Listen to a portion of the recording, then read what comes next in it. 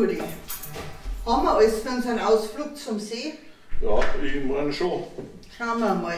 Handtücher, Hammer, Sonnenschirm, Hammer, Sonnenhut, Hammer, Brotzeit, Hammer, Getränke, Hammer, Liegedecken, Hammer, Sonnencreme. Hammer. Ja, dann kann man eigentlich fahren zum See.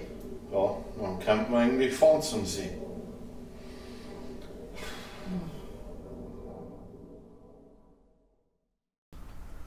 Das ist doch viel schöner, als wir den ganzen Krempel ins Auto laden. Und nachher ziehst du vom Parkplatz Wenn du dann kriegst. 500 Meter über den Kiesplatz zum Liegeplatz. Wenn du dann kriegst. Nachher flagst Handtuch an Handtuch neben irgendwelche Leute, die du nicht einmal kennst. Und neben dir das Grillen anfangen, dass da vor lauter Rauch die Augen wassern.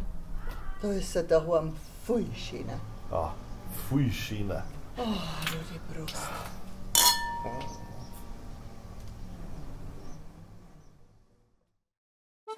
Bayern Comedy wird unterstützt durch die private Landbrauerei Schönramm.